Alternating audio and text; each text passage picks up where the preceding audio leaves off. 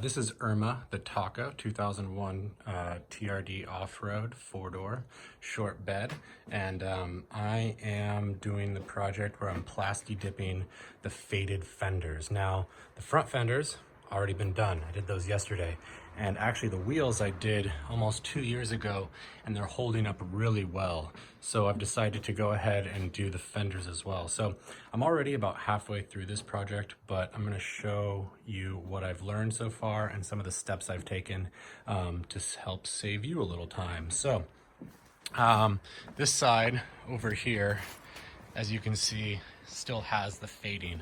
It actually looks a lot better than it usually does because I just wiped it down, but it's usually that, you know, that gray color, and it just doesn't stand out as well. So we're going to make it a nice, beautiful matte black like the fronts are already done. So to prep for this, I first pulled off all of the mud flaps and made sure that those were completely off.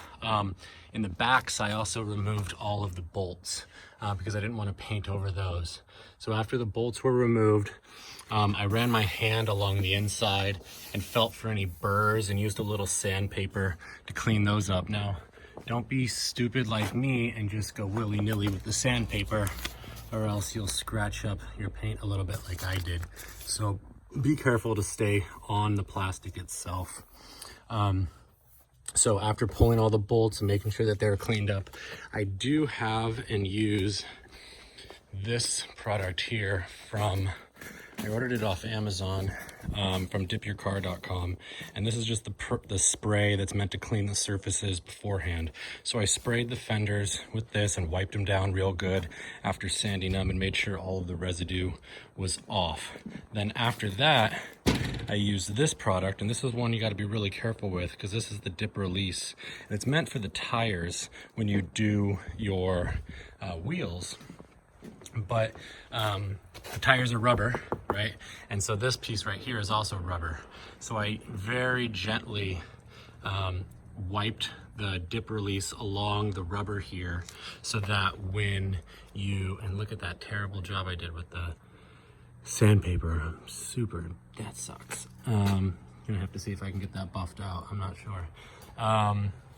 But run the dip release along the rubber there so that it's easier to come off. So after that's done, after cleaning everything up, I taped it off. Now this is the second to last wheel that, or fender that I just taped off.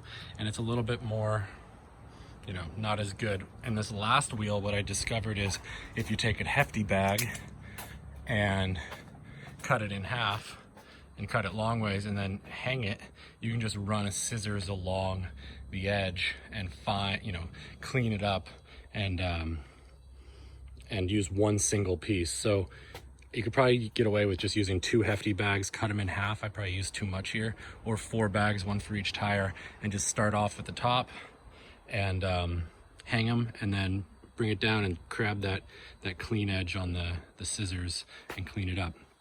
But so once it's done being taped, then you go ahead and you use the primer product, which is